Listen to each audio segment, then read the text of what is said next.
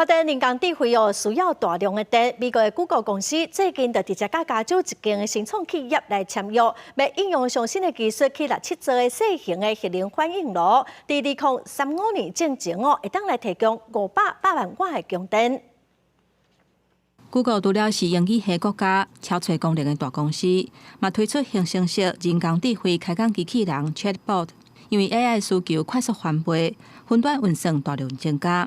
设伫美奥瓦各大州拢总24个资料中心，电力的需求是真惊人。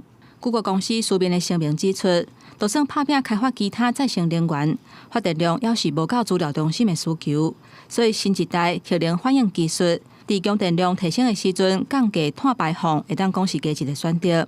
也若成立干那7年的凯罗斯电力公司，拍拼开发第4代上新的氧盐反应技术，达到快速供应有够价的电力，也有减碳甚至是减化核废料处理甲安全等等的目的。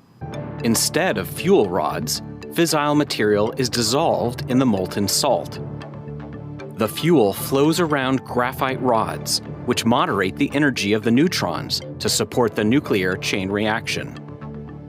Other designs include liquid or solid fuel contained in rods, similar to current reactors, but with molten salt as a coolant.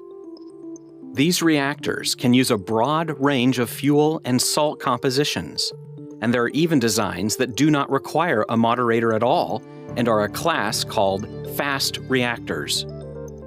Several designs would employ thorium fuel, which offers many benefits. There is at least 3 times more thorium than uranium on the planet.